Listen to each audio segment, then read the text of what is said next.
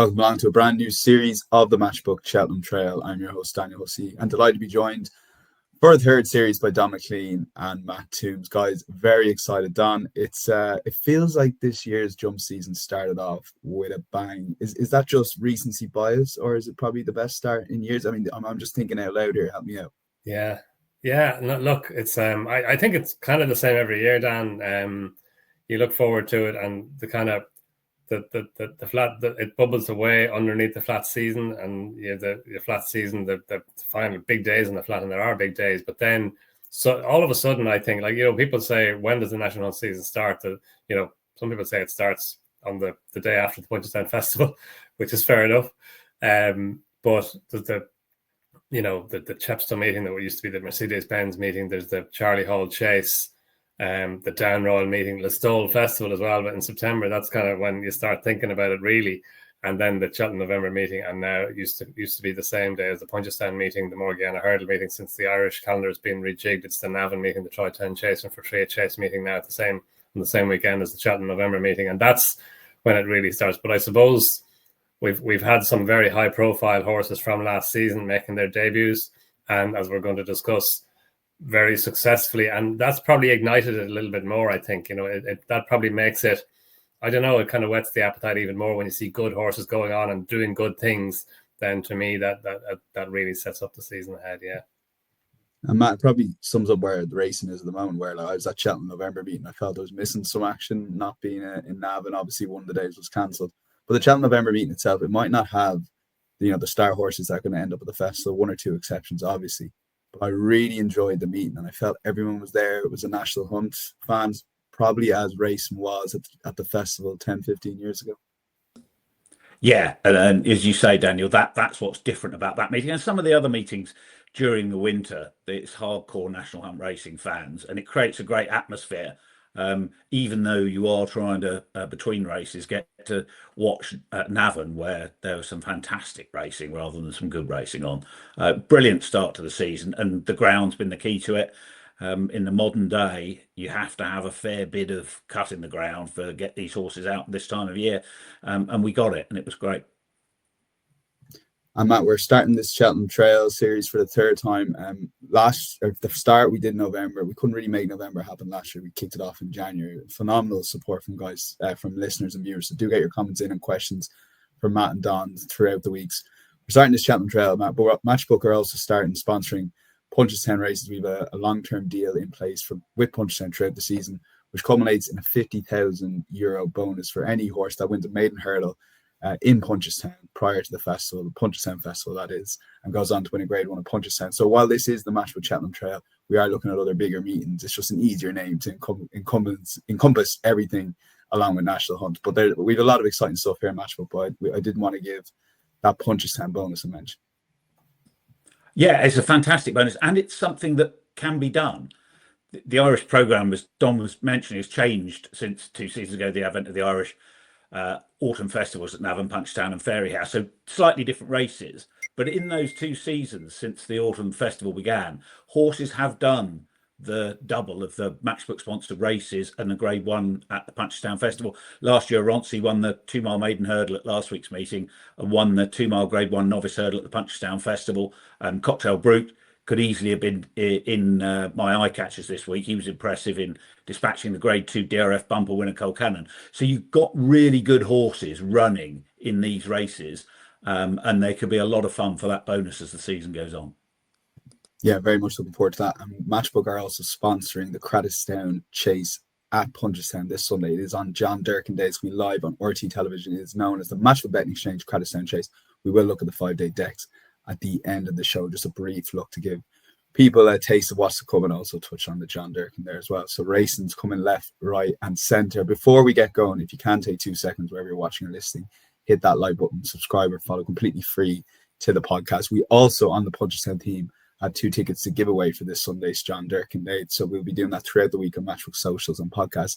If you do comment Punchestown on this video, Punchestown, if you are interested in winning 2 tickets, 2 free tickets to John Durkin Day, just comment Punchestown on this video. We'll be doing more competitions throughout the week, plenty of tickets to give away for the Matchbook Betting Exchange Crattostown Chase and also John Durkin Day as well. But we're excited for the Cheltenham Trail. If you're new to the show, what we're going to do every week, we're going to have a weekend review of the jumps race, and then the guys are going to share 3 eye catchers. Now, it just so happens this week we have a lot to cover. Matt's going to lead in with a trend in most races, and Don and Matt will take over. So, Matt, if you want to lead a trend, with the first 2 races we're covering actually don't have trends, Matt. So, yeah, let's crack on with Kopek de Boer and maybe start with you, Don, on this. So, we wanted to cover the 2 superstars because we don't live in a vacuum.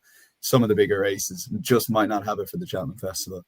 Kopek was impressive. I mean, you're trying to pick holes at a horse like Kopek, you know, after his Punchestown performance post Cheltenham last year. But I don't know. This feels quite ominous. Yeah, look, he was, you know, the more than final demand, which we'll come on to now. I suppose everything that you wanted Kopek de Boer to do, he did it. Like, he was just, we know he's a different type of horse to final demand. He's more exuberant. We know that from last season. And through the early part of the race, Paul Townend tried to just kind of get him in behind horses, and you can see why he was a little bit sticky over the first fence. He was better at the second, and then he really flew the third fence. And from there, at the fence going away from us up by up away from the stands, he was in behind his former stable companion another way at that, and he just saw a stride. Paul Townend allowed him go, and he zinged that. And from there, he wasn't headed like he was when he saw a stride, he was very, very good. When he was long, he was sharp. But even the second last fence and the last fence down the back straight, there wasn't a long stride there. Paul Townend asked him to go in short, and he did. And to me, that was as impressive as some of his exuberant jumps, that he was listening to Paul Townend, shortening up, popped his fence, and then he just came right away. Like his lengths gain jumping from race IQ was 12.5%. And he gained most at the last 3 fences, and most of all at the last fence. So that's, to me, that's really significant, that he was, as the pace was increasing and as the race was developing, he was getting better at his fences. He was brilliant at the last. And then another notable part, it took Paul Townend nearly until they got back to the fence going away from the stands before he could pull him up. Like, all his rivals pulled up just after, well, not far after the winning line.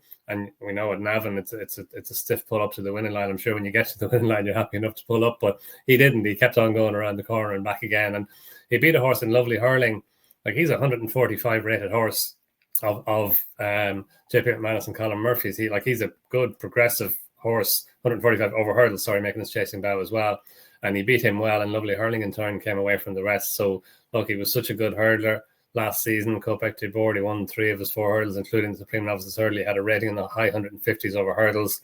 He's got the potential to be better over fences, and Willie Mullins has always said that, you know, he was so looking forward to him going over fences. And in the off season, he was always going over fences. There was no talk about him potentially staying over hurdles. So, yeah, look, he was so good, so exciting. And I think pretty much everything that you wanted to see from him, we saw there yesterday. Yeah, Matt, it's hard. Like, so in racing, we're probably guilty of doing it a lot, but like, we have those superstars in the Gold Cup, and I know the way you're thinking, Galloping the Champ. Yeah, all I'm going about thinking of is like, what is the limit for Kopek de Boer? And is that it's just a racing thing. It's just a natural thing to be excited by horses that can potentially achieve anything over fences. I'm absolutely with you, Daniel. Yeah, one of the best things about racing is this time of year and hurdlers going novice chasing, because of exactly what you just said. And this was a hugely exciting weekend because of that. You talked about trends. The reason there's no literal trend here is there used to be 2 mile 1 beginners chases at Navan in November, either side of this week. Now there's just this one.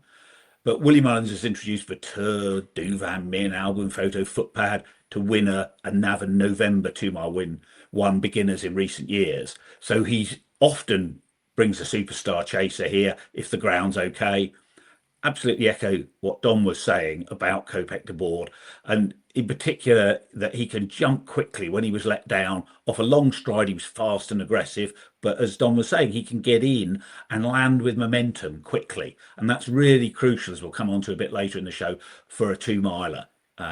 So I was impressed with that. It was a wow performance. My wow performance of the weekend was Final Demand, we'll come on to later on. I'd say my Kopek de Boer description would be wow, but, because he isn't as close to being the finished article as Final Demand is. You know, it'd be 1,000,000 to 1 Willie runs Final Demand, the Savills Chase at Christmas. But I wouldn't be too worried about his taking on hardened campaigners beef or salmon style. He looks such a natural. Copic de Board looks like he'd benefit from more experience. He's still very free. He does look a little bit as if he might do something silly. So last season, he only made his hurdling debut at Christmas, had one more run in the Brave Inca at DRF and then on to the Supreme. This year, he can go the Douvan footpad route and run instead in the reinstated Grade 1 at Leopardstown Christmas, and then on to the Irish Arkle. I think that's a big boost to his Arkle chances. Looks very much the one to beat. 3.0, but looks a decent price. I wouldn't want to be laying that. And Don also mentioned Lovely Hurling with a good horse. He was my dark horse in the Jump Seasons preview last week. And I was wondering then whether JP would want him campaigned as a Broadway horse or for a big handicap. And we may have got the answer here. He was held up in midfield, jumping pretty well, came clear of the rest. Doesn't look a 2-miler, but being beaten 13 lengths, the winner on the bridle, maybe the first step towards a big spring handicap. He's definitely one for the tracker. Yeah, screaming that to me watching the race, to be fair. And probably the reason, Matt, that Copic looks backable at 3.0 in the Arkle is there is the lure of Luamba, who's currently 5.0. How impressed were you at Exeter? I mean, it's not often we get an Exeter beginner's chase that everyone's glued into on a Monday during November. Absolutely, and it looked a really good beginner's chase on paper and a decent test for Luamba. But third of the fence is taken out, so it became a bit fast. It was a bit of a sprint up the straight. And then Salva never travelling. When they finally had to jump some fences at racing pace, Triply Flyer's jumping fell apart. Fingerbridge was apparently carrying plenty of condition, never in the race, just ran on past beaten horses. So Luamba had a bit of a solo up the straight, but in the race, he did a lot right. He was clever enough when getting into the bottom of the fourth and again 3 out. Jumped soundly enough for a first timer. He didn't win in hard held in the flashy style of Copic de Board, but Nicky's are really needing the run. He says they're a fortnight behind. And Luamba did get in a state beforehand. 2 handlers, misbehaving in the prelims. May have used up a fair bit of energy before the flag went up. He's only 4, might have been immaturity.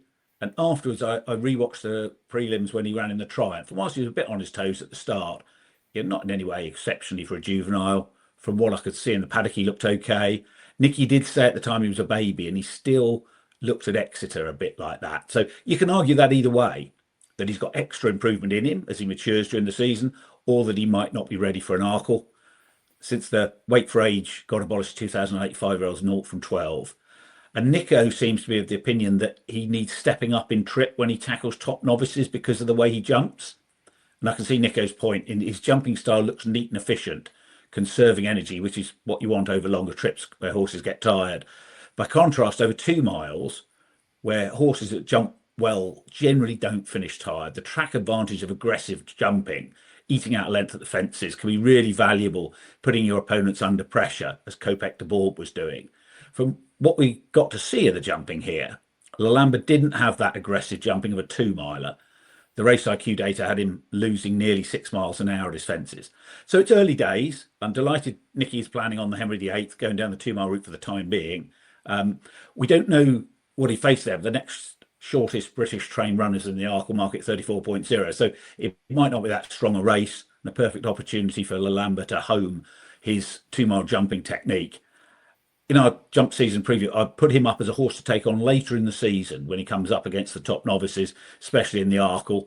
Made a nice start here, what turned out to be a simple task, but I haven't changed my view. 5.0 if the Arkle doesn't appeal. Yeah, Don, for you, on these 2 horses, it's hard not to compare it to Copic, given it was on the same day, and that's why we're covering these 2 horses at the start, and they are leading the Arkle, and it is a Cheltenham Trail show. But on those 2 prices, 5.0, 3.0.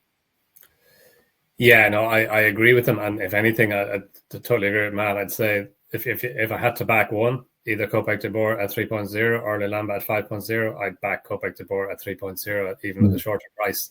Yeah, look, I agree with a lot of what Matt said, and he was getting the age allowance yesterday. He was getting £8, and that will decrease as the season goes on, and then comes to 5-year-olds at Cheltenham, and we know they used to have a really good record in the Arkle. And in the Sun Alliance chase as it was, then the Brown Advisory chase getting even more. Started Mohazan won it. I think he was getting £8. While Purtis is won the Arkle getting £5, I think, but that dwindles throughout the season, so he'll have no weight allowance come Cheltenham. And it is interesting about the step up and trip. Like he was entered in the Mersey novices hurdle at Aintree over 2.5 miles, not the top or not the anniversary over 2. So it's obviously in their minds that he could step up and trip. I thought his jumping was fine. We were watching on the little screen at Navan.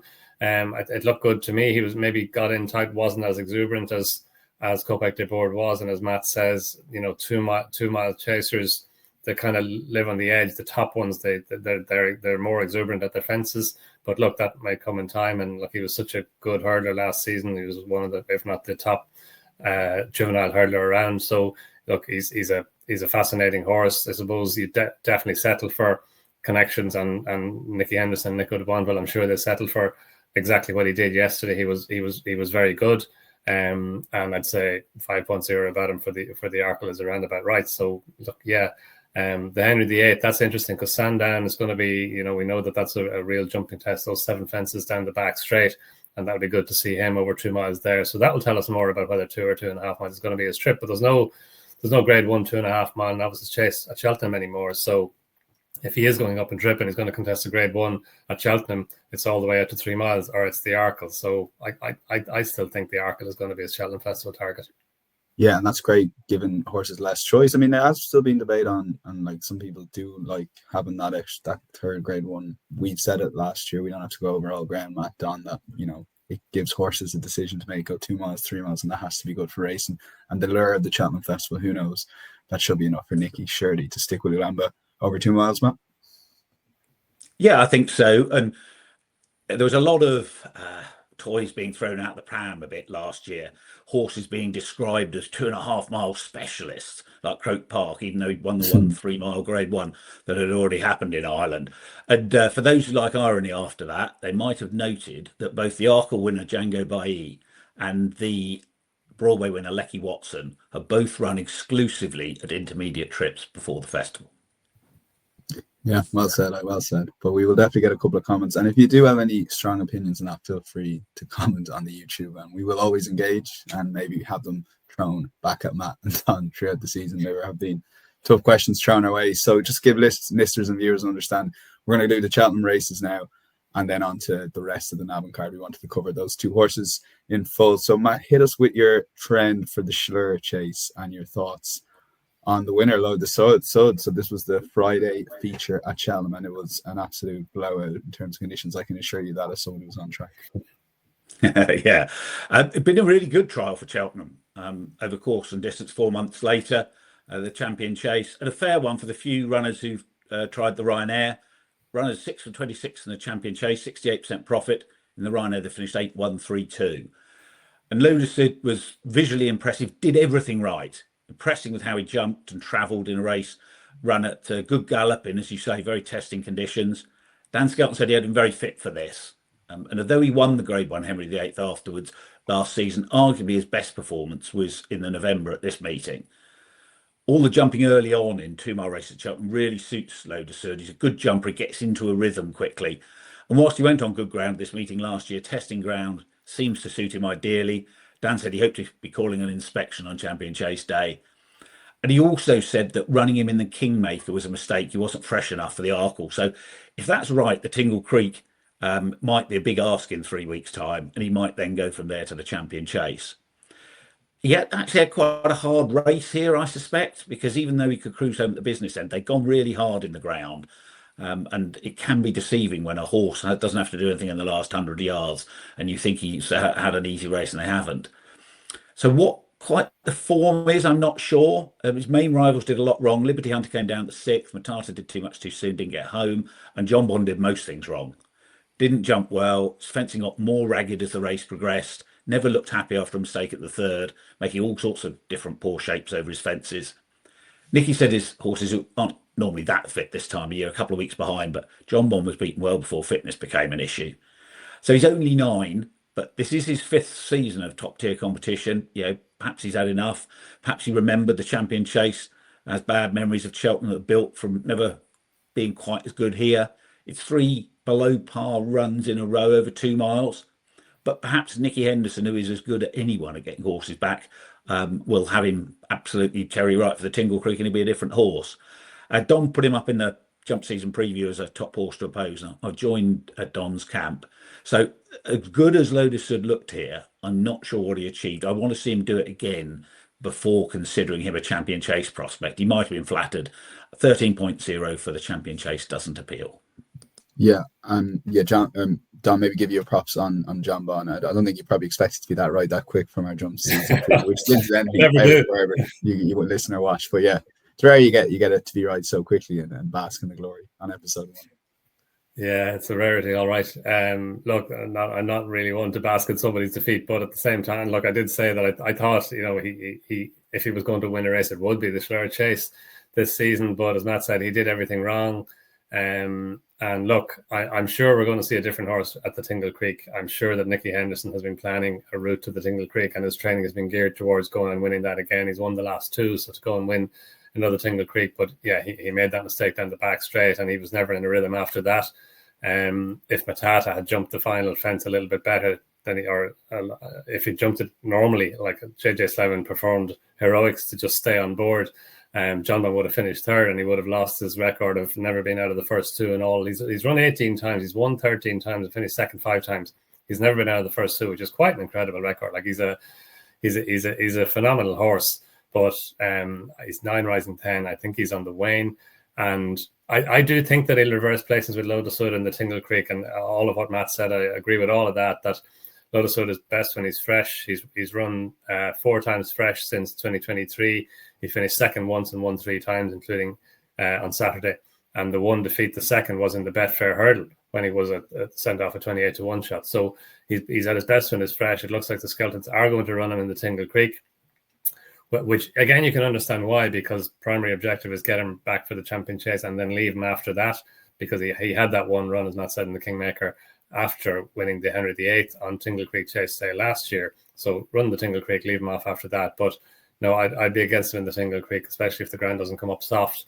John Bon, I think will exact his revenge, but Il était temps, he's got the Tingle Creek on his radar, so I can see him being the one to beat in the Tingle Creek. And Lotus Hood, yeah, look, you can see him being a champion chase contender, especially if it comes up on the soft side. He's a progressive young horse. He's 7 rising 8. He's likely to race, 2nd season chaser. He's got really good Cheltenham form. He won the Arkle trial at this meeting last year as well. And he ran a big race in the Arkle for a horse who maybe wasn't as fresh as he likes to be. He only finished 4th in the end, but he did look the likely winner when Majura made that mistake at the second last fence. It looked like he was going to go on and win it. It was a kind of a crazy finish to the race, as we all know. So Lotus Hood, I wouldn't be putting a line through him, but I wouldn't be backing him if he does line up in the Tingle Creek Chase. Yeah, and look, champion chase, we have seen shocks throughout the years. Matt, give us the trend for the Alba Bartlett Novices Hurdle, known as the High Novice, over the weekend, and I'll let Don kick it off.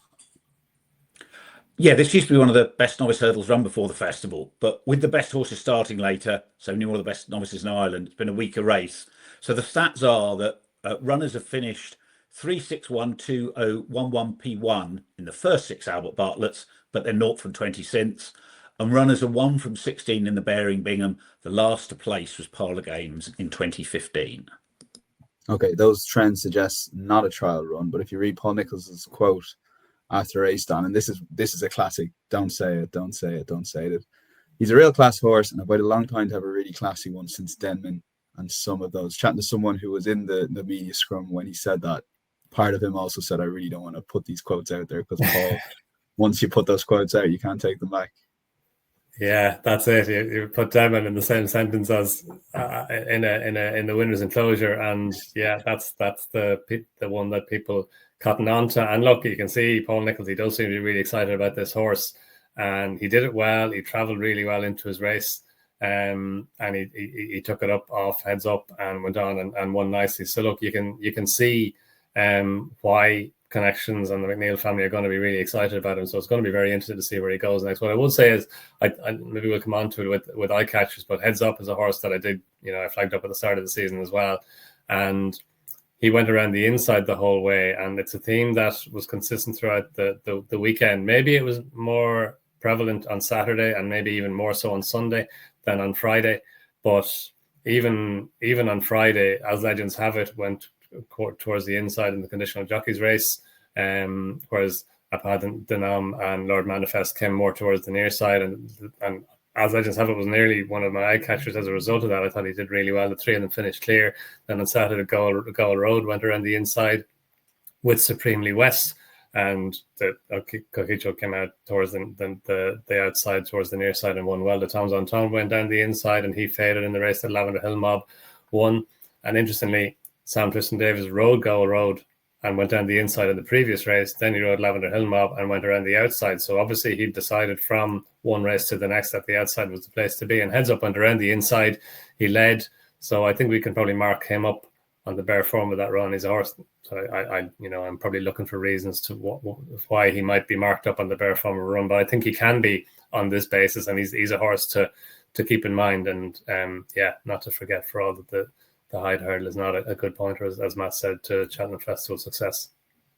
Yeah, Matt, for you, I mean, I do enjoy when Nichols does big up these horses, because that's what it's all about at the end of the day. Yeah, and he does love doing it. I don't know whether the fact that, as he said, he hasn't got the Grade 1 horses he normally has just put a bit more pressure on him when he won. A bit of a splurge came out. Interestingly, for those looking at anti-post markets, and despite those stats, I do think this looked a stronger renewal than we've seen mainly in recent years. So it might be that those stats will get bucked this year.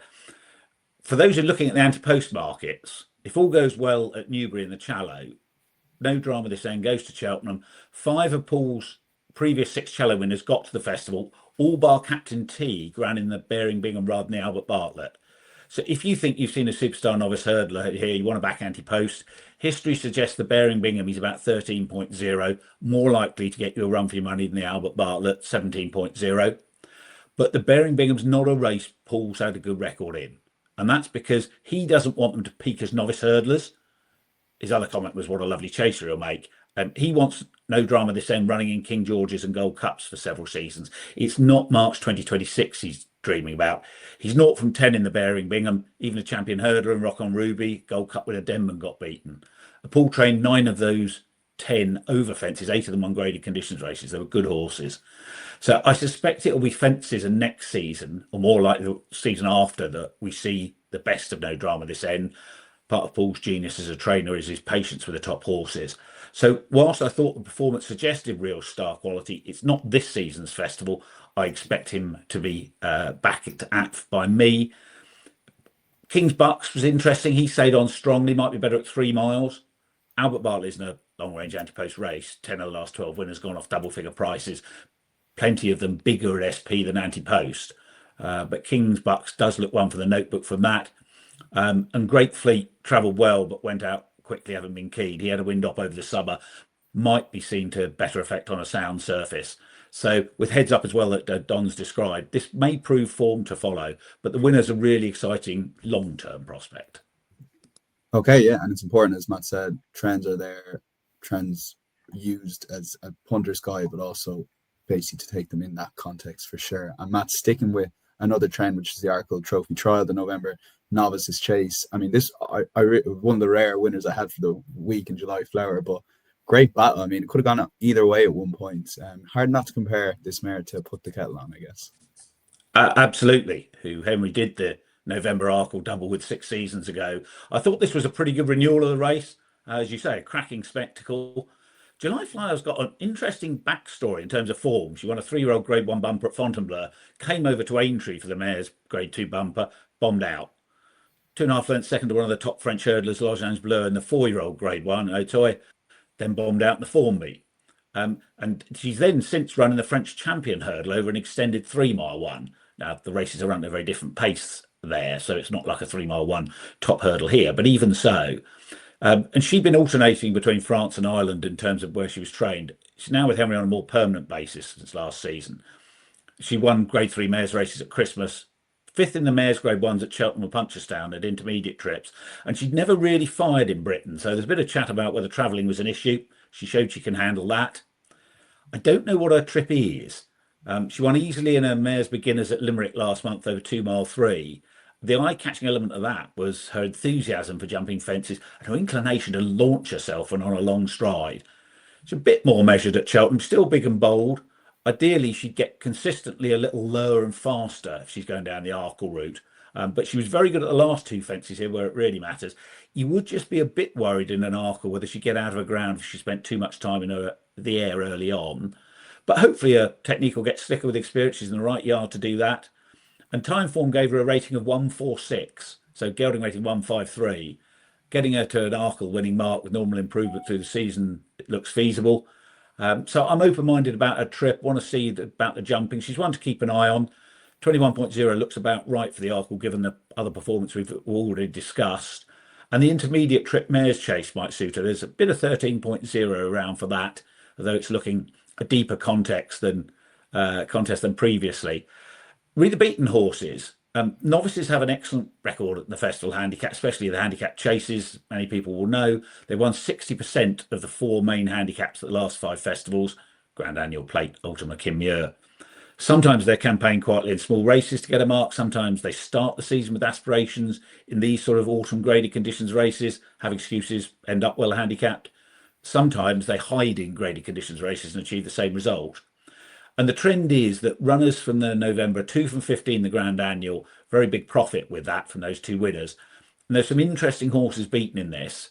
BeGambleAware was favourite for the Coral Cup last year, did too much in front here. He's the type who might thrive in a fast run race on decent ground. It's been ridden more prominently over fences. And given that's such an advantage in an old course Grand Annual, you wonder if that's what the Skeltons have in mind.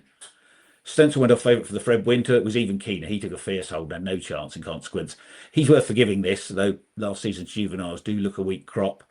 And Burdett Road took pretty well to fences, given his flat background. A couple of novice errors hindering his chances. He'll be much better on quicker ground. It'll be interesting to see what the handicapper makes of him, given his form in the top hurdle races. So I think this is definitely a race for the notebook. Okay, yeah, Don, and for you, I mean, I thought the money told, very late money for July Flower. I mean, not much of a move in terms of price, but those sort of price move at those short prices late on is telling how much they thought of this mare. Yeah, she went off a really short price in the end for what looked like a good little race beforehand, but she was good. Yeah, as Matt said, she was quite exuberant at Limerick when she won her beginner's chase, and she was fairly exuberant here. But I thought better, kind of more tractable. Again, listen to Darragh O'Keefe a little bit more than she had been at Limerick, and she was very good. She was tough. This 2 mile trip on soft ground seems to suit her well. She won her first chase on over 2 miles and 3, and she won the grade 3 Mare's Hurdle at Leopardstown last Christmas over 2.5 miles. That was her first run back for Henry de Bromhead. As Matt said, she did have one run for Henry, strangely, coming from France, ran at Aintree, didn't run well, then went back to France, and now she's with Henry again, and he's having a good run with it now, and we know that Henry's horses can improve an awful lot for going over fences. And July Flower, she was a good hurdler, grade 3 winner rated in the mid 140s over hurdles, but again, she looks like she could be a better chaser. She's only 6. She's had a lot of racing for a 6-year-old, but she's only 6. She's had only 2 runs over fences, so there could be plenty more to come from her. Yeah, like it's a tricky one, isn't it? The Arkle over 2 miles, which might be on the sharp side for her, or the Mare's Chase. So in the Arkle, she gets a £7 Mare's allowance, but she has to take on the geldings. In the Mare's Chase, obviously it's against mares, but it's against more experienced mares like Dinah Blue. She's rated 160, so that's a fair standard to have to get to for a novice who's only had 2 runs to date over fences. But it's a legitimate target. It's a legitimate project. BeGambleAware, yeah, interesting what Matt's saying about BeGambleAware. Like, he was a 2.5 mile hurdler. He was the Coral Cup favourite, but over fences he seems to be equally adept over shorter trips over fences. And Stencil, he was a bit of an eye catcher in the race. He was very, very keen, but his jumping was good. He's only a 4-year-old. As Matt said, he was sent off as favourite for the Fred Winter Hurdle last season, and he's a horse who could, just if he learns to settle a little bit better. He's trained by Noel George and Amanda Zetterholm in France, but I'm sure he's owned by JP McManus, so I'm sure he'll be over here quite a bit. But if he just can learn to settle a little bit better, he could be a one who will improve. And if he is handicap based on him running too keenly, then he could be on an attractive mark in time. But yeah, very excited to see where July Flower is going to go next.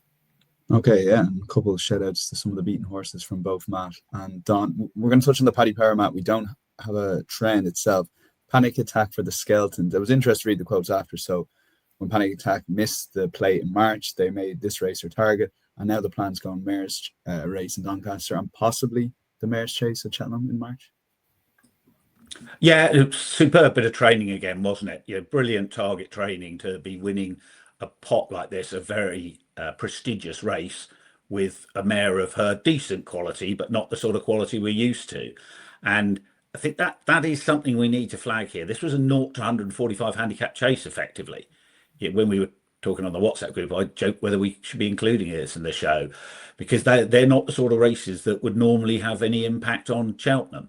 And we had couple of potential future stars entered. Jukebox Man defected to a graduation chase next weekend. Jaguar was taken out for the first time in living memory. The ground was described as heavy at the start of racing. In fact, it was soon switched to soft. Pro made it as good to soft. So it is difficult. I am sympathetic, firstly, to the difficulty Clarks have over the water in question, and secondly, for trainers to take easier options if those races are there. But the programme's so bloated. We've had 3 walkovers recently in the novice chase division at Grade 1 tracks because of ground that's very typical at this time of year. You don't have to be overly cynical to wonder if trainer pressure brought about the introduction of all these extra races. And you've got Gidley Park as well. He may run in the 1965 chase on Saturday. That's now an open conditions race rather than the intermediate limited handicap it used to be. So instead of like long runs, running in this, beaten off 158, won the King George and Gold Cup on his next 2 starts. The likes of the Jukebox Man, Jaguar, Gidley Pup weren't at Cheltenham. So I repeat, I have no criticism of Ben Pauling for taking advantage of an easier option. I might have done the same. But Connections, they need to think about their horse, not the greater good of racing. But fans are drifting away from the sport because the product's less interesting than it used to be. And Grade 1 winners like the Jukebox Man, they don't need graduation chases. That's not what those races should be there for. So I think there is a bit of an issue that we need to think about with a wider picture of these flagship handicap chases, this and the Coral Gold Cup, although flagship handicap chases in Britain before the Grand National. There'll be a lot of people who went to Cheltenham on Saturday or watching on TV and maybe saying, well, I could take or leave that card next year, when it used to be one of the go-to cards for the season. There were a couple of interesting horses amongst the beaten ones. Ho Jody Smoke held up out the back, wasn't ideally in a steadily run race. Then made a crucial mistake of what's usually the third last. Stayed on well in the manner of a horse, be suited by more of a tester's stamina. He may have a good handicap in him. The steady pace should have helped Conyers Hill get the trip, but pretty much last off the bridle in the straight. He just raced 1 pace, solid 4th. Paul Nolan's one of my go-to trainers at the festival because he's so selective about what he brings over. And Conyers Hill was 6th in the Grand Annual. Now, he's been held up in these races. That doesn't suit an old course Grand Annual. So if Nolan gives him a prep run where he's ridden prominently, then he'd be on my radar for the Grand Annual, a race where horses returning to it have a good long-term record. Yeah, Don, I'll let you take that up in any way you want, from the winner in Panic Attack, as I touched on, Vincenzo only getting second in the end, it got going too late, or a little bit on maybe the program itself and discouraging horses or giving them extra options so they don't take on these handicaps. We want to see top horses, or maybe just below that top range, running off top weight in these big handicaps. Yeah, Matt's absolutely right. You can see it in field sizes throughout, really. Just on that, Iludota won the race last year. He was rated 141 going into the race last year. He was allotted a mark of 10-2. I think he was actually out of the handicap. He was a couple of pounds out of the handicap. Freddie Gingell claimed £3, so he carried £3 less. So whatever, 9.13. This year, he was rated 142. He's only rated £1 higher than he was last year, and he carried 11 stone 8. So that tells you, even in 12 months, the difference in the quality of this year's race versus last year's race. And like, I remember the Paddy Power Gold Cup, or we're going back to Mackeson's and whatever it used to be called as well, Murphy's. It was, Martin Pipe obviously used to farm this race, but it was a top class race. Remember Dublin Flyer weren't running in it. Basworth Boy got beaten in it.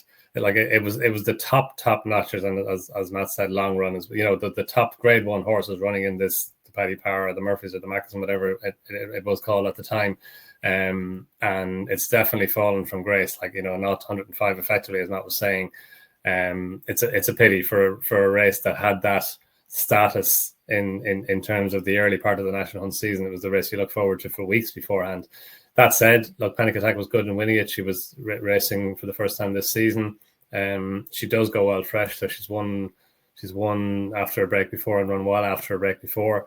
And Dan Skelton targeting the meeting. I'm sure she was well primed for it, but she did it well. She stayed on well. A lot of people were giving her stable companion Ho, Jodie Smoke, a chance, and he ran well, but it was significant that Harry Skelton stuck with Panic Attack, for all that at one point in the market, Ho, Jodie Smoke was actually a shorter price than her in the build up to the race, but he ran well, suggesting that, as Matt said, he'll be better over further. Conyers Hill, yeah, he travelled really well down the hill. He was the horse who caught your eye on the run down the hill, and he is a horse who does travel well, though, and he does like to be held up. He probably would have liked him to find a little bit more, but back down in trip to 2 miles or maybe 2.25 miles, and that could see you in a better light. Coming Up Easy, who my back made a really bad mistake at what was the third last defence at the top of the hill. And he'd made one little mistake before that and seemed to lose his confidence a little bit. But I wouldn't give up. He was pulled up in the end. I wouldn't give up on him. I still think there could be a big day in him off his handicap rating in the low 140s. But Panic Attack, yeah, like again, whether which route she goes now, like she won it off 135. She's now rated 142, so she got a £7 hike for that. That's still a long way off Mare's Chase type territory, so she's going to have to improve an awful lot if she's going to be involved in a Mare's Chase or something like that. Okay, yeah, good chat there, the British program itself. Let's move on to the Greywood. Matt, hit us with your trend, and I'll let Don kick it off here. Yeah, this is a race that's often a better quality race than it's given credit for. To the equivalent race at the Festival of the County, just a fair record, 3 from 60, 13% loss. But in the champion hurdle, they finished 1846025, 756 P2. So half the winners this century have by March been deemed good enough to run in the champion. 3 have finished in the first 2. Okay, yeah, Don, kick us off on Alexi. Native Rivers colours, people might recognise, of course. And quietly impressive after the last, I thought. Yeah, no, he was impressive, and I had to go back and watch it again to realise how impressive he was. Like, he went around the inside. As I was saying earlier on, it probably wasn't an advantage to be around the inside on Friday, and I'd say by Saturday and definitely by Sunday, it wasn't. It really was a disadvantage to be around the inside. But he went around the inside, but he tanked through the race, and as you say, Dan, he really came away from his rivals. Like he won at Ascot in November off a mark of 127. He was in here at a mark of 134. He got a £7 hike for that. What's he going to get for this? I'm not sure if Matt has ratings. Obviously, it's run on Sunday, so I couldn't find published ratings for him, but he's probably going to be in the mid to high 140s, I'd say. And how close is that to champion hurdle class? He's going to have to improve again. That said, he's only had 7 runs over hurdles. He's only a 5-year-old. There's every chance that he could be campaigned as a champion hurdle horse. When Rooster Booster won the Greatwood Hurdle in 2002, he was rated 155 and won it off 155. So he's a long way off that. Obviously, he's got more potential to improve than Rooster Booster had at the time. When Sizing Europe won the Greatwood Hurdle, he was rated 137. Just shows you how much he had in hand. And okay, he didn't win the champion hurdle, but he travelled like the most likely winner until his back went at the second last. So it is possible for horses to improve from winning the Greatwood Hurdle to going on and being a champion hurdle contender. And Matt has better stats than that than I have. But Alexa, yeah, like it's not beyond the bounds because he won with plenty in hand. It wouldn't be surprising to see him get the guts of a stone, I think, from the handicapper, and that's still a fair way off champion hurdle class. But at least he's thrown his hat into the ring, and it wouldn't be surprising if Connections were thinking along those lines, I think. Yeah, 41.0, Matt, is there a place money to be picked up in this year's champion hurdle? It looks, despite losing Stayman, it still looks like it's going to be a top tier race, but it's not always the case when you get there. And of course, we saw last year what can happen. Absolutely. Yeah. If you take the positive view, the New Lion's going to be a star. Constitution Hill is back after his gallop today. Amsterdam could be anything. Then it could be a very strong race. But you could easily make a case for none of those 3 turning up with that strong a chance or not turning up at all. As Don said, the Rooster Booster won off 155. The 2 runners up, Khyber Kim 143 and Burdett Road 133. So as Don was saying, you can improve hugely during the season as a second season horse and get up to grade 1 level. And particularly this is a thinner division now. And it's common for Greatwood winners to win graded conditions races, particularly the old Beulah Hurdle when it was run in the December meeting rather than Trials Day at the end of January. 10 Greatwood winners this century went on to win a graded conditions hurdle that season. So he can make the step up, I think. I was really impressed with him. He's a 5-year-old, as Don said, having his 7th start. £7 higher than his Ascot win, 6 lengths he'd won by here. As Don said, it's probably going to be up the guts of a stone. And Joe Tizard was worried about officially soft ground. Now, probably wasn't as bad as ground as many of us expected it would be. The time was 10 seconds or so outside standard. But still, he may well improve on better ground. He's quite a keen going sort of horse. So he might be really well suited by a fast run race. Progressing fast. I wouldn't put anyone off who likes speculative long range anti-post betting, the 41.0. I think he's a really interesting horse. And he was 13 lengths clear of the third. The second was Alan King's Helmine, who was making his seasonal debut. So he didn't have race fitness on his side, as Alexi did. He's another who likes a sound surface, which suggests the ground wasn't too bad. Before the Great Wood, Alan King was talking about reverting to fences, but there could be a good pot in hurdles for him, especially if he can be smuggled into a race. He's a stronger traveller than he is a finisher. So maybe in the spring on nice ground, he could be one for something like the Scottish Champion Hurdle. Once they're reassessed, we'll have a better idea where they might go next. But I thought this was quite a strong renewal. I think it's form that might stand up as the season progresses. Okay, maybe just short of champion hurdle level, but who knows? Matt is not putting you off a speculative effort on the champion hurdle this early out. Troy Town trend for you, please, Matt, and I'll let Don kick off again. Yeah, this is a strong handicap. And you get a lot of handicap projects running in it as a springboard for later in the season. Overall at the festival, runners 6 from 80, 33% profit. And it's also an interesting race for the National Hunt Chase, which I'll come on to later. But it's had 1 winner and 2 seconds in that race from 7 runners.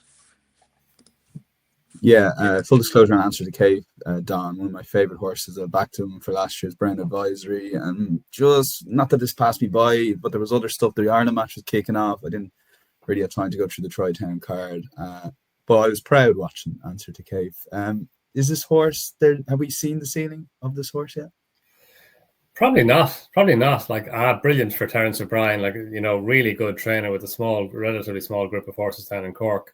And you could see how much I mentioned him afterwards, like to win a Troy Town Chase. Fantastic. And John Shinnick as well, the claiming rider, won the Troy Town on Sunday and then won the Lismore Hurdle on Monday as well in Colonel Mustard. So fantastic weekend for John Shinnick. And he was very good on him. Like when they were down the back straight, he was kind of in the front rank. Then he got past and Boyne got in front of him and kind of came over across. So he was then in the front rank. And then he made a mistake at the cross fence, which really should have been the end of his chance. John Shinnick had to ride him along after that mistake. And it wasn't a bad mistake, but he just got in tight and lost momentum. He had to ride him along in order to get his position back. But then the degree to which, or the manner in which he stayed on then from then up the home straight. And we know 3 miles on heavy ground at Navan in a Troy Town Chase, it takes a lot of getting. And he was just so tough and so strong. And look, he's a 9-year-old now, but this is only his 6th run over fences. Like you, Dan, I'm a big fan of his. I had him on side in a few of his races. He finished a really good 4th in the Martin Pipe Hurdle, behind Better Days Ahead and Waterford Whispers and Quai de Bourbon. Like, that was a really good Martin Pipe Hurdle, and the 4th and finished clear. He wasn't beaten that far either. So that was a big run, probably over a trip on the sharp side for him. He was pretty well beaten at Cheltenham last year in the novices, the handicap chase. But again, that was on better ground over 2.5 miles. 3 miles soft ground. That's the thing for him. And Matt will come on to the National Hunt Chase trends. I'm not sure unless it came up with soft ground National Hunt Chase, I'm not sure that would be the thing for him. But Terence O'Brien said that Thais stays afterwards, and that's his race in January at Gorham Park, 3 miles soft ground. Again, he got £9 for this from 141 to 150. That's high enough now, but it's probably, you can't really argue with that. You would have expected that he would have got something like that. So yeah, like Answer to Cave, even though he's 9 rising 10, he's a very likely raced horse for his age. So yeah, to answer your first question, Dan, there may be even more to come from him. Thought Will the Wise ran well. He stayed on. He won a novices chase over 2.25 miles at Galway in his previous run, but he's a 3-miler. He won a Pertemps qualifier at Naas last year over nearly 3 miles. He finished 6th in the Pertemps final, and he's another likely raced horse. It's only his 5th run over fences. He's only a 6-year-old, so there could be more to come from him. And Quai de Bourbon, who was sent off his favourite, he just didn't jump well enough. I know people have been talking about him as a Grand National prospect, and maybe in this era of Grand Nationals with the fences as they are, being a bad jumper isn't the negative that it once was. So I definitely wouldn't rule him out for a Grand National, but he's going to have to jump better than he did here. And look, it's his first run of the season, and we know the Willie Mullins horses are only just getting going. So I wouldn't be writing him off yet. But he was sent off 3-1 favourite, and it was just a disappointing run from him. But Answer to Cave, such a likeable horse, and massive day for Terence O'Brien. Yeah, it's great seeing those small trainers, man. It's important, as I said at the top of the show, this is the Matchbook Cheltenham Trail, but we are looking at other races throughout this season as well and trying to capture all that jumps season in one. So there is, maybe I'm just being biased because I really liked him since that fourth in the Martin Pipe, but it was just a weird season last year. Things didn't quite fall for him, man. I was surprised they ended up running him in that 2.5, to be honest. Yeah, and Don, I think, made the crucial point about Answer to Cave. It's the soft ground. Yeah, I thought he'd won a bit too far on him at the Nace in the novice handicap by 12 lengths. He went up £11 for that, and I thought, wonder if that's good. But it was on the sound surface, he was struggling. Suddenly here, he looked like the further up he went, the better he would. And you can see why the Thyestes looks the absolutely ideal race for Terence O'Brien to be targeting next.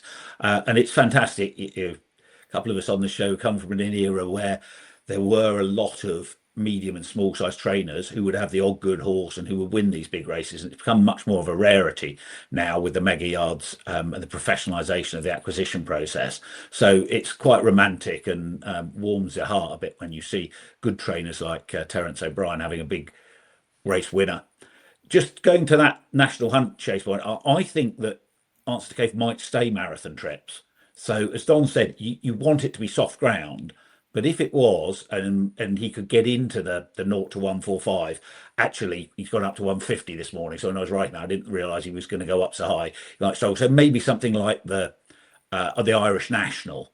But for the National Hunt Chase, Will the Wise will be the one I'd be interested in, particularly for that. He was 6th in the Potemps qualifier, just 18 days before winning at Nace in the qualifying race last year. To put it in context of inexperienced horses in a Troy town, there have only been 3 Troy town winners all century making their handicap chase debut. Only 2 winners had less than 5 chase starts. So he was very inexperienced for this. His jumping did look a bit of a work in progress coming into the race. I thought he jumped pretty well. He was a solid 7.5 lengths fourth. Gavin Cromwell actually had the second-year man as well, but the yard's going through a cold spell. I was going to say 1 from 60 in the last fortnight. This morning I saw a tweet from Andy Stevens saying that Gavin's 1 winner for his last 100 runners. Now, it is a streaky yard, but given the quality they have, that's an incredible stat. So, should be plenty of Gavins that will improve as the stable form picks up. I think Will the Wise is one I have in the notebook. There are a whole load of options for him. Leopardstown at Christmas, Thyestes, Irish National Horse, obviously a much bigger pot. But if Connections did want Cheltenham Festival glory, the National Hunt Chase would look an ideal test for him. Jeez, that's a phenomenal start on Gavin Cromwell's horses right now. Don, kick us off with Final Demand. That was very good. Forget the price just for a second. That was very good. Yeah, like I'd say on the price, if you'd had some of the 7 on the window too, you didn't have a moment's worry. Yeah, look, we were talking about Kopek de Board earlier on, and this was very similar. It was before Kopek de Board, and possibly even better. Like he probably could be more relaxed because he was so accurate at his fences. He just seemed to meet every single fence in his stride. Race IQ have lengths gained jumping 25.79 lengths over 14 fences. He had a jump index of 9.2, which is quite incredible for a horse who was having his first run over fences. Like he just did everything that Paul Tannend asked him to do, and he, again, uncomplicated. He didn't have to take a lead in the early part of the race. He just allowed him stride on. He made all the running. He's got a hurdles rating of 158, so really high hurdles rating for a horse who only had 4 runs over hurdles. And again, like Kopek de Board, chasing was always going to be his game. He was beaten in the Birmingham Bingham hurdle in March, but then he bounced back and was impressive in winning at Punchestown, winning the Grade 1 2.5 mile hurdle champion or novices champion hurdle there, the Alana Holmes race, beating Lovely Hurling by 16 lengths. He had the yellow clay beat when he came down at the final flight as well, albeit a below par of the yellow clay. But yeah, there's so much to like about him. And this is 2.5 miles. Obviously, he'll go up to 3 miles in time when he needs to go up to 3 miles. And it's kind of good in the early part of the season. These novice chasers, they have this race. You know, they have kind of 2.5 mile race. The Drinmore is a 2.5 mile race as well.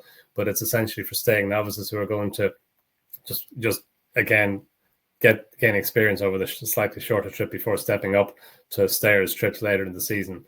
And yeah, look, you just couldn't have asked for anything more from Final Demand than we got. Yeah, Matt, and it's great. The program allows us, the Cheltenham program, that is 2 miles or 3 miles. Which way are you going? Yeah, 100%. So you don't have any of this worry about which race he's going to be going for.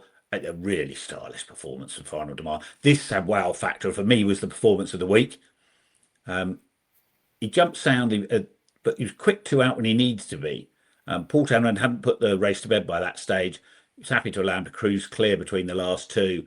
And so whilst the winning distance was increased by Wingman's mistake at the last, Final Demand looked to have stacks in hand. You can't know how much, but visually he looked fantastic. I thought he got into a very good natural rhythm.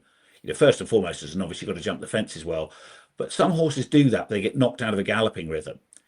Final Demand looked to take it all in his stride. Lovely rhythm all the way.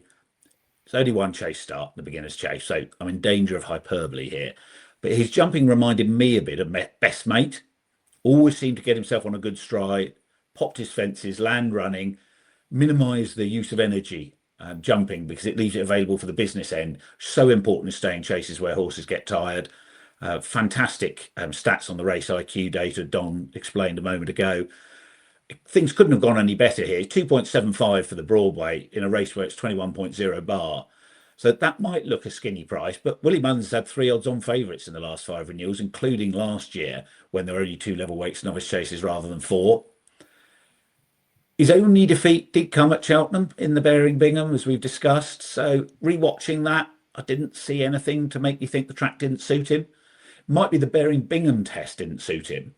They did go a little quicker than they usually do in that race. Still looked a test of speed. He was beaten by 2 quick horses. Yeah, he's a stayer with lots of class. And Denman, Champ were both placed in the Bearing Bingham the season before their Broadway wins, both getting done for toes, novice hurdlers at the festival.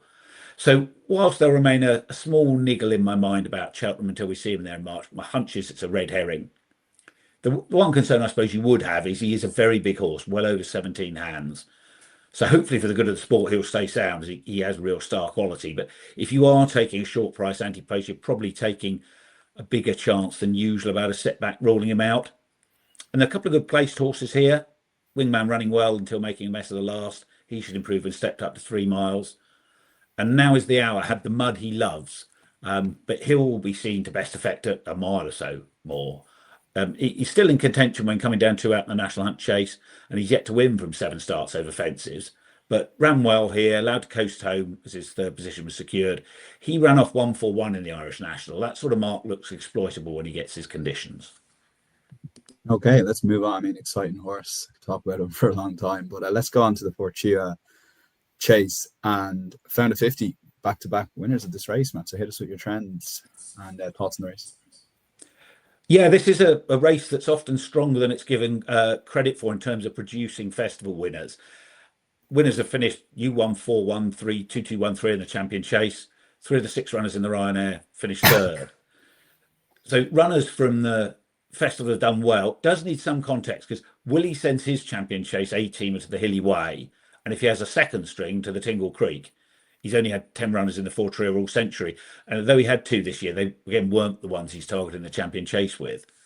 But it's great this race is now being targeted again by the trainers of the other top Irish 2-mile chasers. Whether that's a result of more the best 2-milers being in Ireland or the advent of the autumn festivals, 4-Trio is a week later now.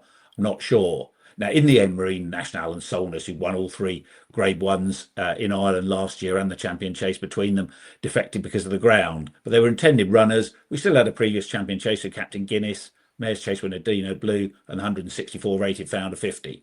Now, it did fall apart a bit, though. Captain Guinness folded tamely, perhaps a repeat of his heart problems. Rising 11, he may be coming towards the end of his career now. Dino Blue made a shuddering mistake at the 4th. Did really well to get back into contention, only to end her chances when getting the second last wrong. She's usually a sound jumper, so that was a bit of a surprise. Have to think she might have won with a clear round. Plenty of money for Touch Me Not, but he was well beaten, seemingly without excuses. So by contrast to his rivals, Founder 50 did things right, and he had the advantage race fitness. He had a bit of an open goal, but he converted it. He ran over 3 miles last time at Downroar, never really going. I wouldn't get carried away with his winning over 2 miles. I don't think it's his trip. By far his best 2 performances last season were his 2 runs over intermediate trips when he won Grade 2s. So to me, he's more worth running in good races over that trip and aiming at the Ryanair. And more generally, it's worth noting that both the open graded conditions races at Navan, the Fortray and the Lismullen, horses that had had a run won against better fancied horses making their seasonal debut. So the ground was really tiring, and being race fit was a big plus. The form needs reading in that context. Okay, Don, you were in Navan yesterday. I was, yeah. No, I thought Founder 50 was very good, actually.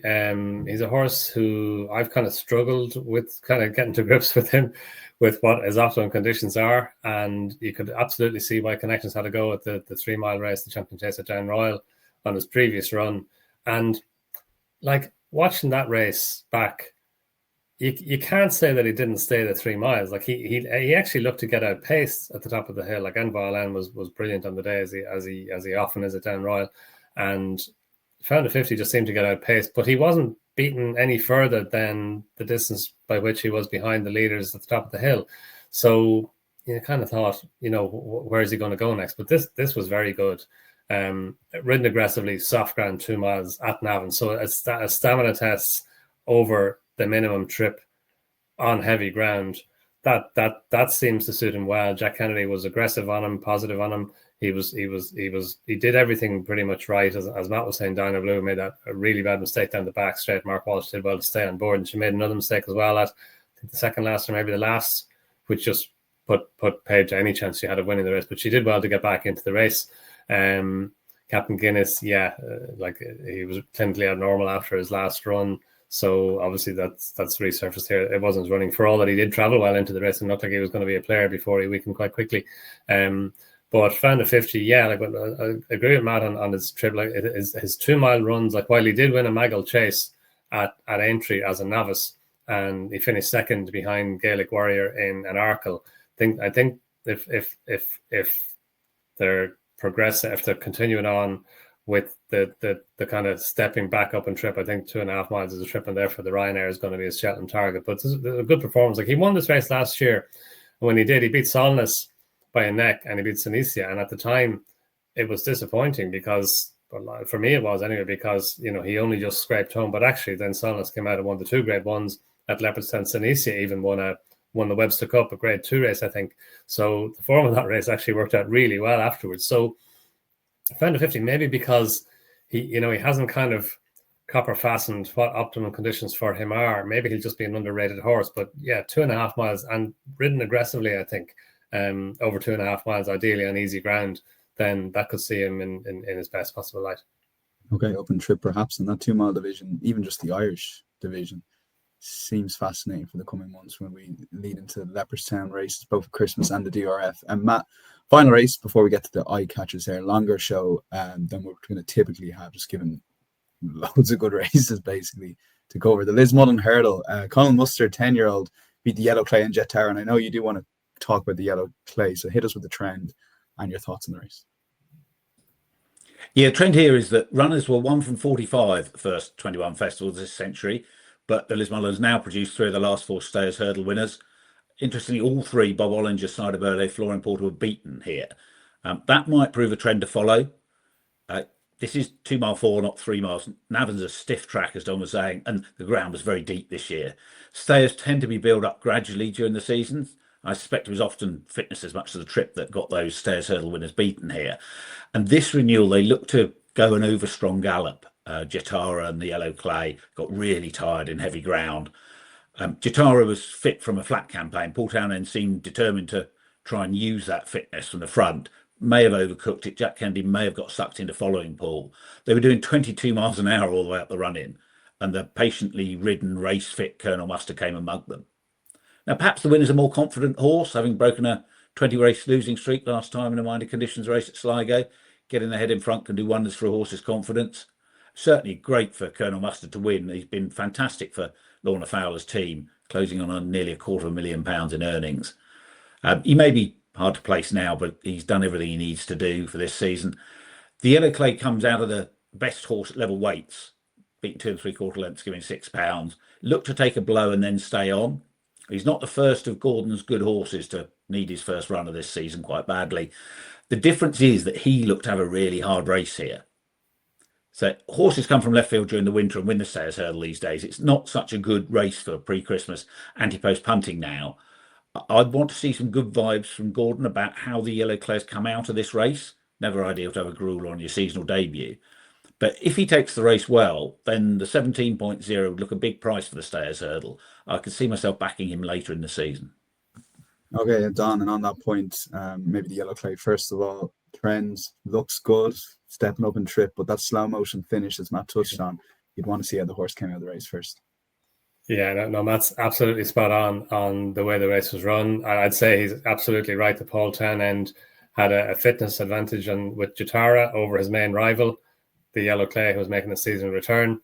We know Jatara stays 3 miles as well, so Paul Townend set out to make it a stamina test, but it was a very, very fast pace. You could see in how they were finishing. The last 4 furlongs, there was a handicap hurdle run earlier in the day over the same course and distance. The last 4 furlongs of this race were 6 seconds slower than the handicap hurdle. The overall time was 10 seconds quicker. So even though they lost 6 seconds inside the final 4 furlongs, but they were still 10 seconds quicker than the handicappers earlier in the day, which is quite phenomenal. And they pulled up just, they literally pulled up directly after the line compared to Kopek de Boer, who went all the way around the corner down to the final fence, or the first fence on the next circuit. They were literally pulled up waiting for them to open the gate for the horses to come back in. They were just, it was a real grueling contest. But look, the Lisbon and Hurdle, and as Matt said, the Bob Ollinger's Sir de Berlin and Florian Porter, they've gone on and won the Stayers Hurdle. I definitely wouldn't be giving up on the Yellow Clay as a Stayers Hurdle candidate. He was among the top novice hurdlers last season. He finished second in the Turners, the Burying Bingham Hurdle, in a really good renewal of the race behind the current champion hurdle favourite. And this was his first run back. And you could see even on the run up the hill, he was staying on again. He was closing back on Colonel Mustard. And he was I think he was fastest through the final furlong. Like, it was a phenomenal weekend for Gordon Elliott. I think he had 6 winners, 3 on the first day and 3 on the second. This was one that maybe got away, but I think he's like the Yellow Clay. He's only 6, rising 7. He'll probably be better over further as well. So he's definitely a horse in whom to retain faith. But brilliant day. What a day for Lorna Fowler and her team, for Colonel Mustard to go and win. And the race he won at Sligo that Matt was alluding to, that's the race that Solness won at Sligo last year as well, before he went on and won his 2 Grade 1s. And Colonel Mustard, John Shinnick wasn't able to claim in this race. It's a greater race, obviously, but he gave him a super ride, nice and patient out the back, which you can do, I suppose, when you're on a horse who's one of the outsiders in the race. But he was very good in them, and delivered and got all the money. Absolutely. That concludes our weekend review. A long one, but very much a lot of notes there. I hope you guys have been taking notes throughout the show. Let's move on to Eyecatchers. Again, a lot of people might skip ahead every week for Eyecatchers. That's okay too. The first one is from the Matchbook Betting Podcast 3-year-old Hurdle on Thursday. Punchestown, I was there. Great day out in Punchestown. We were privileged to sponsor the card. Sopolina won it at around 70.0 on the Matchbook Betting Exchange, went off 41.0 industry starting price. Matt, you won't know one of the owners involved, but Don will, maybe 2 of them, Hector and Paddy Tally as well, in that syndicate. But it's not that horse that's in your tracker. Which horse is it? It's In My Teens.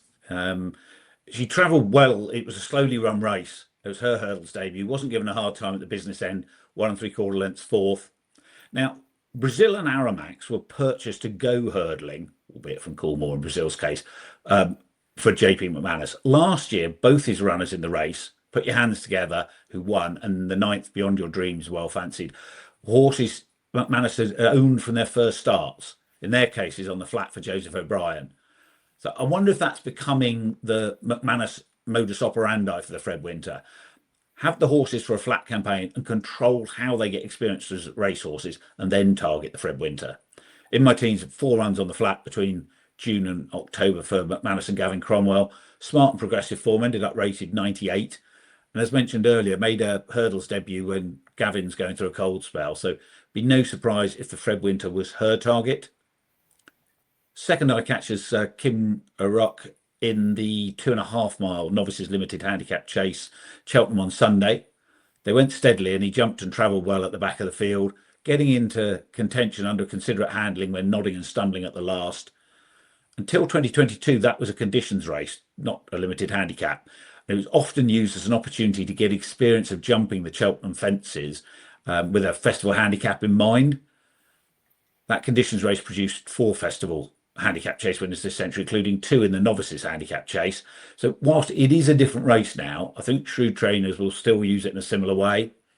And he had a French converted mark of 122 here after 3 runs at Auteuil.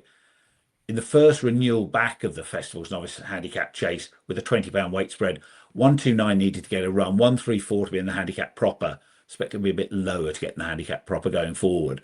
So he'd need to run well in the interim to get into that. Alternatively, 5 of the last 9 plate winners have been novices. 4 of the last 5 renewals haven't had a maximum field. 131 would have got into the handicap proper last year. So that's another option. So keep an eye on what the shrewd Joseph O'Brien may be planning a route. He and Ronnie Bartlett teamed up to win the Martin Pipe with Banbridge 4 seasons ago. And given that he needs to get up in the weights, he may be one worth backing in the interim rather than just putting in the notebook for March. And finally, in the 3 mile 1 listed novice chase, Cheltenham on Friday, quite rightly, focus was on Sean Bowen and Wade Out. Absolutely brilliant ride again. But the eye catcher was Paul Nicholls, Isaac Desaubreaux, travelled really well into the straight and looked to blow up. And he was one Paul said never had him right last season. Yard wasn't firing.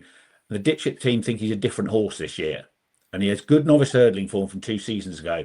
6 length third to Gidley Park in the Grade 2 Classic before getting stuck in the mud at Haydock and favourite for the Prestige. He was weak in the market on Friday.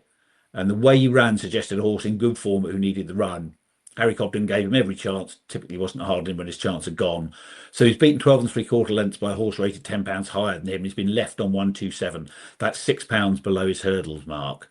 So with the cobwebs blown away, he looks ready to win a mid-level handicap. Yeah, big drifter on the day as well, if I'm not mistaken. Don, we pretty much covered heads up in that race. If you want to maybe start with a big club man and just give a brief mention.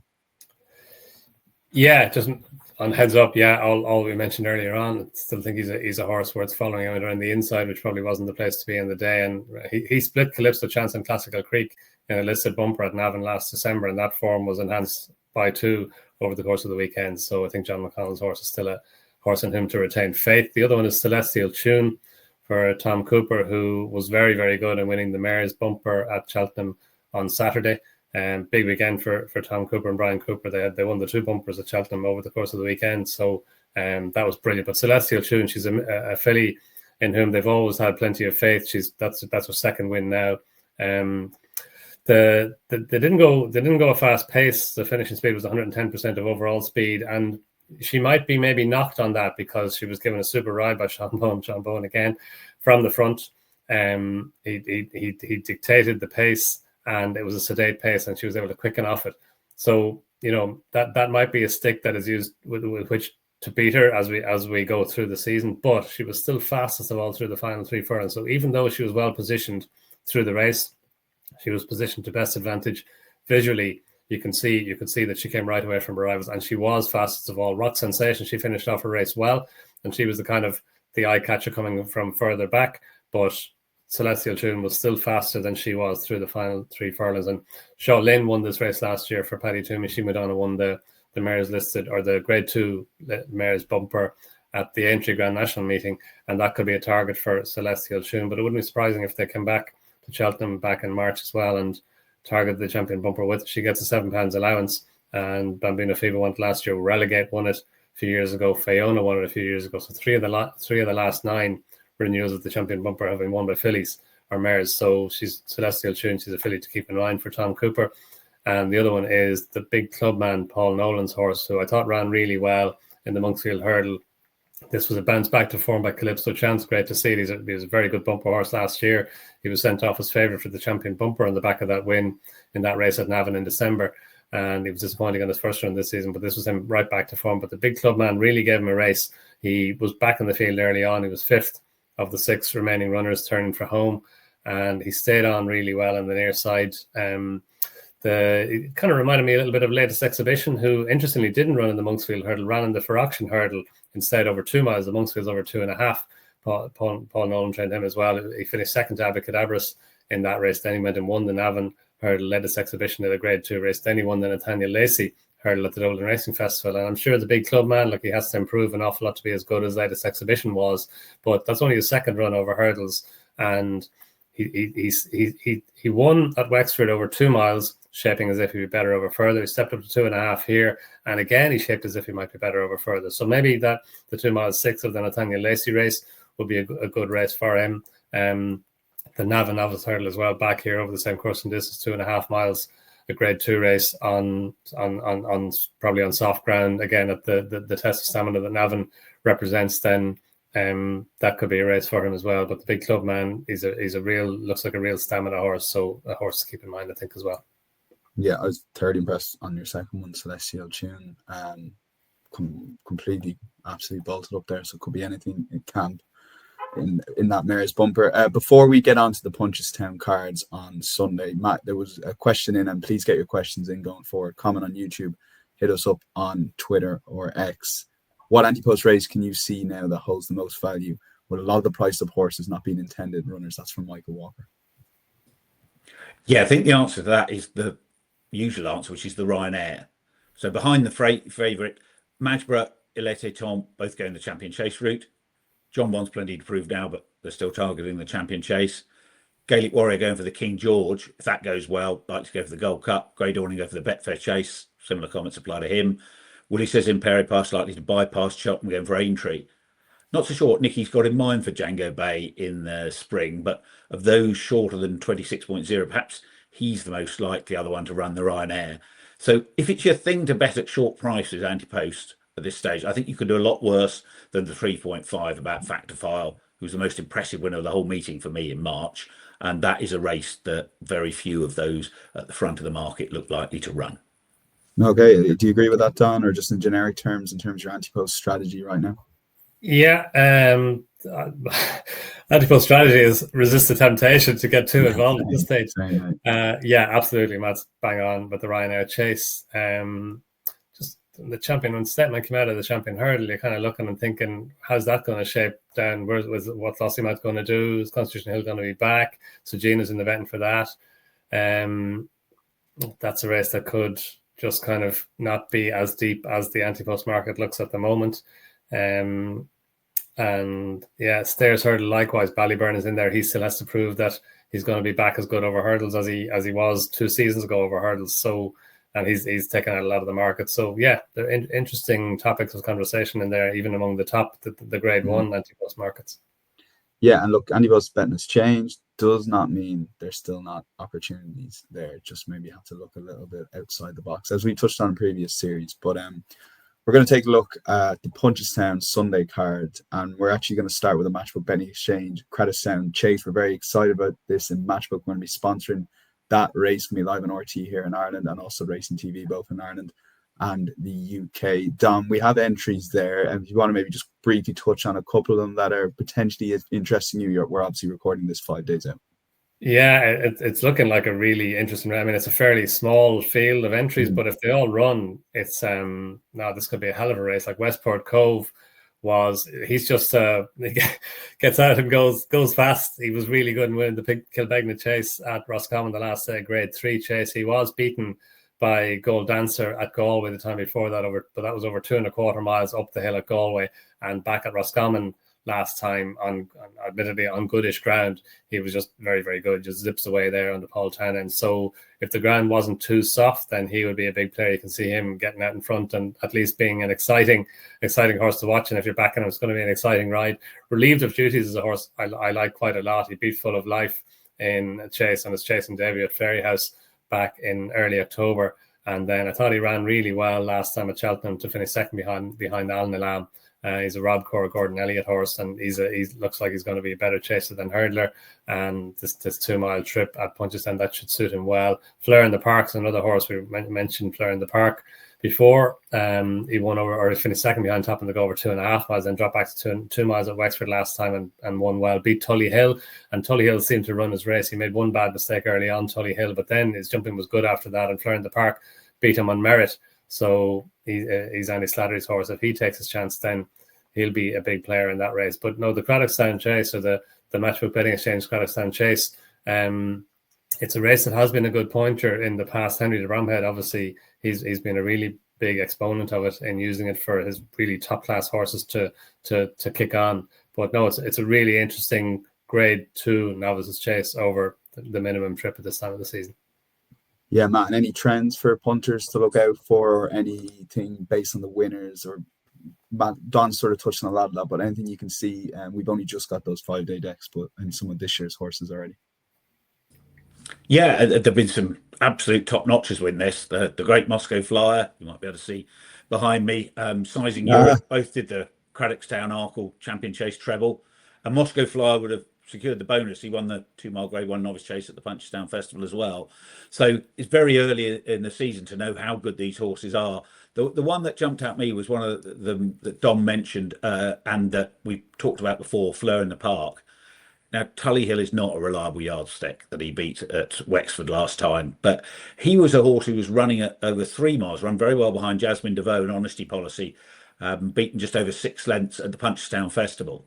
And then he showed all that speed to run over 2 miles. I think Andy Slattery perhaps thinking of different trips this season. So he's a really interesting contender. Yeah, really looking forward to this race.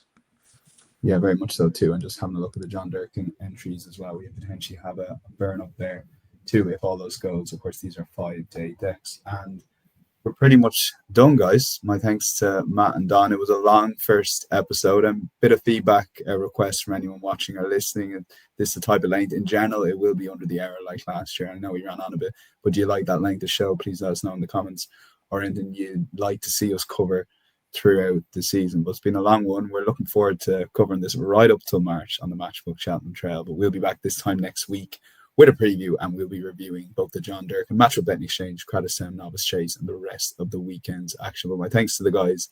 We'll chat to everyone next week. Bye-bye.